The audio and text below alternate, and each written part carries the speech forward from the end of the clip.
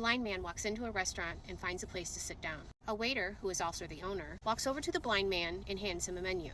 The man then turned toward the waiter and said, "I'm sorry, sir, I can't read this because I'm blind. Just bring me a dirty fork from a previous customer and I'll order from there." Well, the waiter was a little confused by the request, but he walked into the kitchen, got a dirty fork, and brought it to the blind man. The blind man put the fork up to his nose and took a deep breath. The blind man said, "Ah, yes, I'll have the meatloaf and the mashed potatoes." The waiter was absolutely shocked on what he had just witnessed. When he got into the kitchen where his wife was cooking, he told her all about it. After his wife prepared the meal, the waiter took it to the blind man, he ate it, and then he left. Well, several days later, the blind man returned to the restaurant, and the owner mistakenly brought him a menu again. And the man looked at the waiter and said, "Excuse me, sir, I'm blind. Don't you recognize me?" And the waiter apologized, and he said, "I'll be right back with a dirty fork for you." The waiter went to the kitchen, retrieved the dirty fork, and took it to the blind man. The blind man held the fork up to his nose, took a deep breath, and he said, "Yes, I'll have the lasagna and some garlic bread to go with it." The waiter then walked into the kitchen and told his wife all about it again. After the blind man left, the waiter thought to himself, "Next time that guy comes in, I'm going to play a trick on him." Well, the following week, the blind man returned. Well, this time, the waiter seeing him coming, he went to the kitchen, grabbed a fork, he went to his wife and said, "Remember that blind guy? Well, he's back." He told his wife,